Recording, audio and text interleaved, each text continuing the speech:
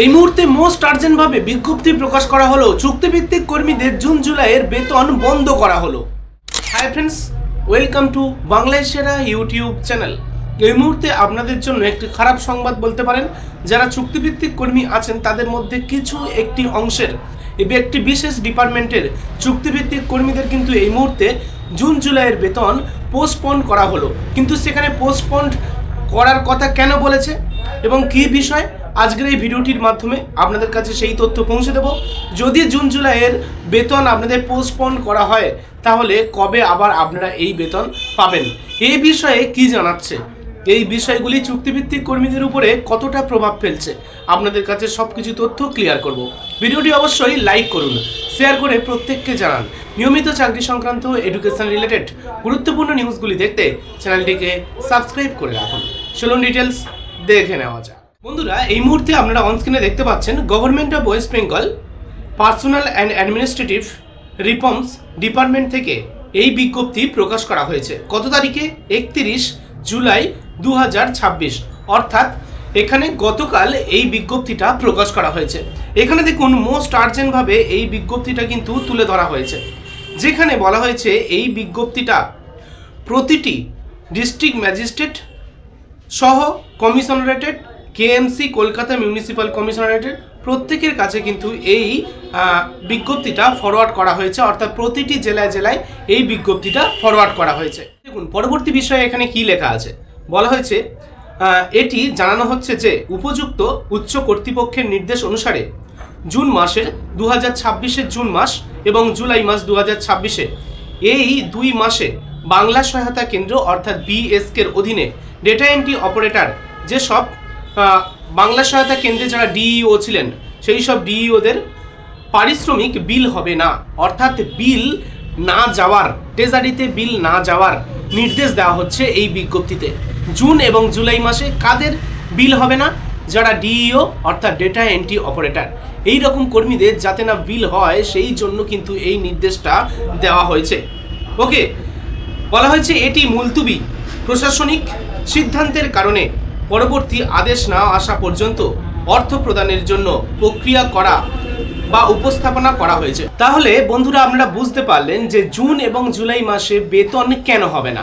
বলা হয়েছে প্রশাসনিক, এখানে কারণটা উল্লেখ করেছে এটাই, প্রশাসনিক কিছু কারণের জন্য বিল না করার নির্দেশ দেওয়া হয়েছে বা এই মুহূর্তে মুলতুবি রাখতে বলা হয়েছে।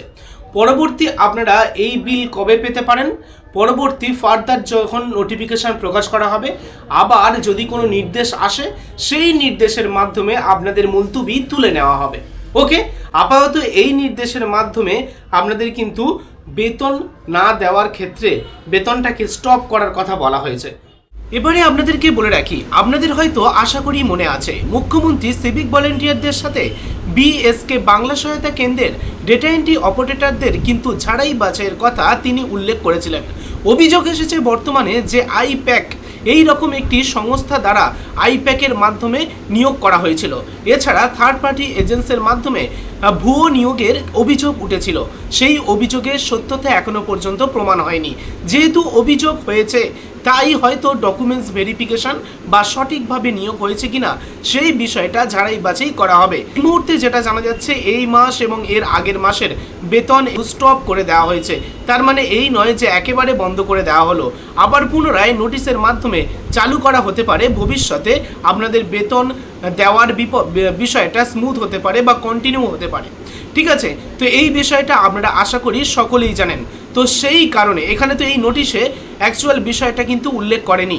নোটিশে উল্লেখ করেছে কেন এই মুহূর্তে বন্ধ করা হচ্ছে, নোটিশে উল্লেখ করা হয়েছে প্রশাসনিক কাজের জন্য।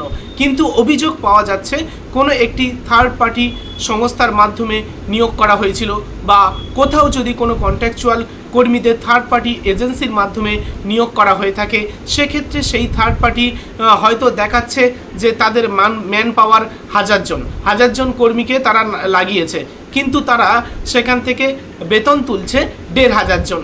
ওকে, সঠিকভাবে কতজন কর্মী সংখ্যা আছে, তাদের ডকুমেন্টস ঠিকঠাক আছে কিনা, আদৌ পুলিশ ভেরিফিকেশন হয়েছিল কিনা, কোন প্রসেসের মাধ্যমে তাদের নিয়োগ করা হয়েছিল, এই বিষয়গুলি হয়তো দেখার কাজ শুরু হয়ে গিয়েছে, সেই কারণে হয়তো বলেছে যে প্রশাসনিক কাজের জন্য এই মুহূর্তে বেতন দেওয়ার বিষয়টা স্টপ করা হয়েছে। অ্যাকচুয়ালি স্টপ কথাটা উল্লেখ না করে যদি নোটিশে বলা হতো পোস্টপন্ড, তাহলে বিষয়টা খুবই ভালোভাবে বোঝা যেত, কিন্তু ওখানে উল্লেখ করেছে স্টপ। তবে আবার সেকেন্ড প্যারাতে লিখেছে যে ফার্দার নোটিশ এলে আবার পুনরায় কন্টিনিউ করা হবে। ওকে, ফার্দার নোটিশের মাধ্যমে আবার বেতন দেওয়াটা শুরু হতে পারে। যাই হোক, এখন ব্যাপারটা হলো সঠিক ব্যক্তিদের তার যোগ্য সম্মান এবং অযোগ্যদের চিহ্নিতকরণ হলেই মূল উদ্দেশ্য রাজ্য সরকারের। যদি যোগ্য ব্যক্তি কন্ট্রাকচুয়াল হতে পারে বা স্থায়ী হতে পারে, স্থায়ী রিক্রুটমেন্ট হোক বা কন্ট্রাকচুয়াল রিক্রুটমেন্ট হোক, গভর্নমেন্টের সার্ভিসের ক্ষেত্রে যোগ্য ব্যক্তিদেরই বেশি প্রাধান্য দেওয়া হবে, অযোগ্যদের প্রাধান্য দেওয়া হবে না। সেই কারণে হয়তো ভেরিফিকেশন করা হচ্ছে। কেউ যদি টাকার বিনিময়ে ঘুষ দিয়ে ঢোকে, ওকে, হয়তো কারোর এরকম অভিযোগ থাকতে পারে।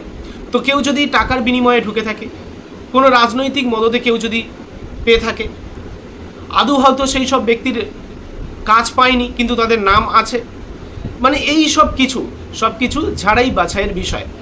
আপনারা সকলেই জানেন যে সিভিক ভলেন্টিয়ারদের ক্ষেত্রেও ঝাড়াই বাছাই শুরু হয়ে গিয়েছে, যেখানে আপনারা নিউজ আর্টিকেলের মাধ্যমে দেখেছেন 25 থেকে 30 হাজার সিভিক ভলেন্টিয়ার, এমন সিভিক ভলেন্টিয়ার যাদের ভুয়ো নিয়োগ হয়েছিল, আদৌ তাদের কোনো রিক্রুটমেন্ট হয়নি কিন্তু তাদের নাম রেজিস্টারে ছিল এবং বহু দিন ধরে তারা মাইনে পেয়ে আসছিল। কোনো একটি ব্যক্তি বা কেউ বা কারা সেই বেতনগুলো তুলে নিত, ওকে, ট্রেজারি থেকে সেই বেতনগুলো তুলে নিত, বা বাস্তবে অস্তিত্ব নেই সেই সব সিভিক ভলেন্টিয়ারদের, কিংবা ডিউটিতে পারফরমেন্স খুবই খারাপ, ডিউটিতে গাফিলতি করে, দিনের পর দিন আসে না বা অ্যাবসেন্ট থাকে। এই রকম বেশ 25 থেকে 30 হাজার এইরকম কর্মীদের কিন্তু আলাদাভাবে চিহ্নিতকরণ করা হয়েছে। ওকে, তো সেই রকমভাবে হয়তো চিহ্নিতকরণের কাজ চলছে, তবে নোটিশে সেই বিষয়টা উল্লেখ নেই। এটা জাস্ট একটি ধারণা। আর সংগ্রামী যৌথ মঞ্চের পক্ষ থেকে সেখান থেকে এটা দাবি করা হয়েছে যে যোগ্যদের যোগ্য সম্মান দেওয়া হোক, সরকার যেটা করছে সেটা অবশ্যই ঠিক করছে, যোগ্যদের যোগ্য সম্মান দেওয়া হোক আর অযোগ্যদের চিহ্নিতকরণ করা হোক। কারণ অযোগ্যরা যদি সরকারি সার্ভিসের ক্ষেত্রে তারা যদি ফিল্ডে কাজ করে, সেক্ষেত্রে কিন্তু সাধারণ জনগণ সঠিক পরিষেবা পাবে না বা জনগণদের কাছে পরিষেবা দেওয়ার কাজ বিঘ্নিত হতে পারে। সেই কারণে সঠিক ব্যক্তিদের পুলিশ ভেরিফিকেশন করে, যোগ্যতা যাচাই করে, আদৌ তাদের রিক্রুটমেন্টের সময় তাদের কোন পদ্ধতির মাধ্যমে ভাইভা হয়েছিল কিনা, তাদের কোনো রকম লিখিত পরীক্ষা হয়েছিল কিনা, এই বিষয়গুলি দেখার হয়তো কাজ চলছে বা এগুলো হওয়া উচিত বলে মনে করছে। তাছাড়াও থার্ড পার্টির মাধ্যমে নিয়োগ করা হলেও তাদেরকে আবার নতুন করে রিনিউ করা হবে, দেখা হবে যাচাই করে সেই সব ব্যক্তি আদৌ অস্তিত্ব আছে কিনা, এই সব বিভিন্ন ধরনের বিষয়গুলি উঠে আসছে। যাই হোক, এই নোটিশের মাধ্যমে আতঙ্কিত হওয়ার কোনো ব্যাপার নয়। আপনি যদি সঠিকভাবে রিক্রুটমেন্ট পেয়ে থাকেন, আপনি যদি পরীক্ষার মাধ্যমে রিক্রুটমেন্ট পেয়ে থাকেন, আপনার যদি সঠিক ডকুমেন্টস থাকে, সেক্ষেত্রে আপনার কোনো রকম ভয় পাওয়ার কোনো দরকার নেই। অর্থাৎ যোগ্যদের, সৎ ব্যক্তিদের ভয় পাওয়ার কোনো কারণ এখানে উঠে আসছে বলে আমার মনে হচ্ছে না। প্রশাসনিক কারণের জন্য 2 মাসের বেতন আপাতত স্টপ করা হয়েছে, পরবর্তী ফার্দার নোটিফিকেশনের মাধ্যমে আবার পুনরায় চালু করা হবে। ঠিক আছে, এই নয় যে একেবারের মতো বন্ধ করে দেওয়া হচ্ছে। প্রথম দফায় এটা ডেটা এন্ট্রি অপারেটর হলো, সিভিক ভলেন্টিয়ার তো হচ্ছে, এর আগে পৌরসভার কর্মীদেরও হয়েছে। আপনি যদি একজন চুক্তিভিত্তিক কর্মী হয়ে থাকেন, এই ভিডিওটি আপনার জন্য খুবই গুরুত্বপূর্ণ হলো। সেক্ষেত্রে আগে থেকে আপনারা অবগত হলেন বিষয়গুলি, এগুলো পরবর্তী সময়ে অন্যান্য দপ্তরেও হতে পারে। যাই হোক, বিষয়গুলি আপনাদের কাছে তুলে ধরাই এবং সঠিকভাবে বিশ্লেষণ করা, অ্যানালিসিস করাই আমার মনে হয় সেটাই ভালো, আর সেই ভালো বিষয়টা সঠিকভাবে আপনাদের কাছে পৌঁছে দিলাম।